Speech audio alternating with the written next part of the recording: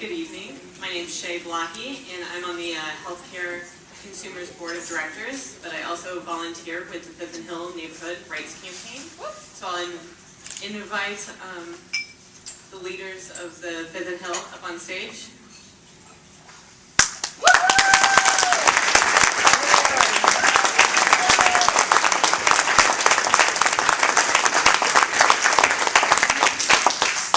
I'm here to present the John Lee Johnson Social Justice Award.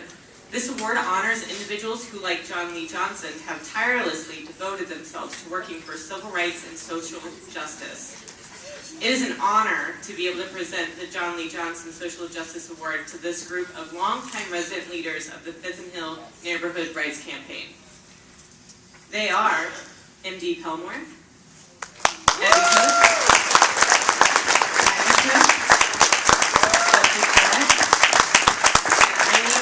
who's not able to join us this evening. So 3 years ago, my dad brought me to a meeting with these fine folks, and they instantly pulled at my heartstrings. They touched me through their stories, hard work, and dedication to their cause. Them and the cause was something that I couldn't walk away from. They are individuals who have kept the Fifth and Hill Neighborhood Rights Campaign going since it started since December 2007. They've been waging a grassroots environmental justice campaign for almost 7 years, and they don't show any signs of quitting or retiring. For those of you who don't know, the Fifth and Hill Neighborhood Rights Campaign is fighting to clean up the contamination from a toxic site owned by Ameren. The site is a former manufactured gas plant that was located at Fifth and Hill Streets. Since the residents started the campaign, there have been many victories along the way, none of which would have been possible without the consistent and strong leadership of these individuals.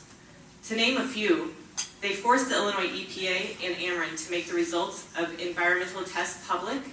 They forced Ameren to actually clean up its property, including excavating toxic soil down to 24 feet below ground. They forced the city of Champaign to plug a toxic pipe that was used to dump coal tar into the Boneyard Creek. These big victories have taken so much work and struggle than what should have been necessary. And there have been so many small victories along the way. One thing these residents know how to do, and do very well, is celebrate every victory along the way. You have to. If you're going to keep going, it's what it seems like an endless and at times unwinnable struggle. The campaign is still fighting to make Ameren clean up the toxic contamination that is in the neighborhood outside of the Ameren property lines. And I believe that they'll get there because they don't give up. For 7 years, these individuals have kept the campaign going, consistently bringing in new residents and supporters, and even, finally, engaging the University of Illinois to help the residents with various projects. In fact, in the space of this week, since the semester is wrapping up, the group of leaders, along with some other residents, will have attended 4 different classes where students present their projects to ask for feedback from the residents. The residents are like celebrities. It's pretty awesome.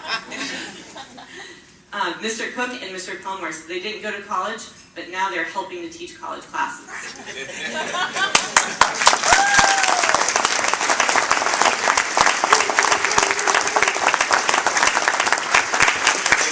The leadership group of the campaign meets twice a month, every single month.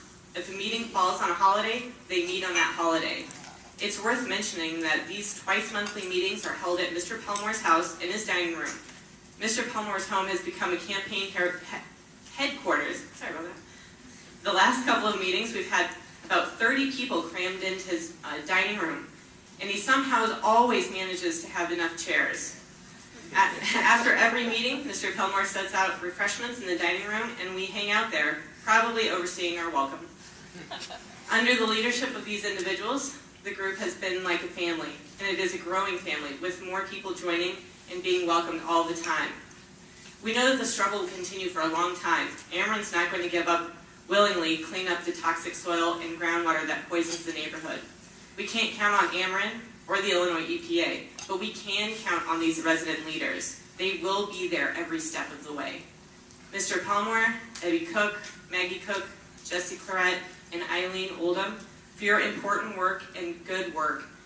your sheer unwavering dedication and tenacity, it is my tremendous honor to recognize you tonight with the John Lee Johnson Social Justice Award. Congratulations.